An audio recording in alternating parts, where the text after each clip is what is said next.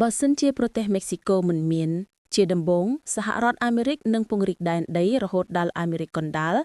ហើយនឹងមានព្រំដែនជាប់ប្រទេសហ្គូតេម៉ាឡានិងបេលីសផ្នែកវប្បធម៌បើគ្មានមេក្ស៊ីកូនោះនឹងគ្មានតន្ត្រីម៉ារីយ៉ាឈីគ្មានតាកូគ្មានពិធី Dia de los Muertos គ្មានស្រាបៀរកូរ៉ូណានិងគ្មានឥទ្ធិពលលើម្ហូបអាហារពិភពលោកតួអង្គល្បីៗដូចជា Hugo Sanchez Carlos Fuentes និងផ្សេងៗទៀតក៏នឹងមិនមានឡើយផ្នែកប្រវត្តិសាស្ត្រការខ្វះខាតប្រទេសមេក្ស៊ីកូនឹងមានន័យថាគ្មានសង្គ្រាមរវាងមេក្ស៊ីកូនិងសហរដ្ឋអាមេរិកដែលអាចផ្លាស់ប្ដូរទិដ្ឋភាពទាំងស្រុងនៃការពង្រីកដែនរបស់អាមេរិកការកាន់កាប់អាណានិគមអាមេរិកដោយអេស្ប៉ាញក៏នឹងខុសប្លែកផងដែរ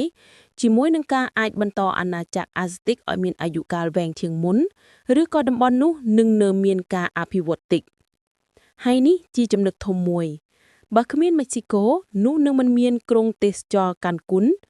មិនមានតេគីឡាហើយក៏មិនមានការប្រារព្ធពិធី Cinco de Mayo ជាសកលដែរ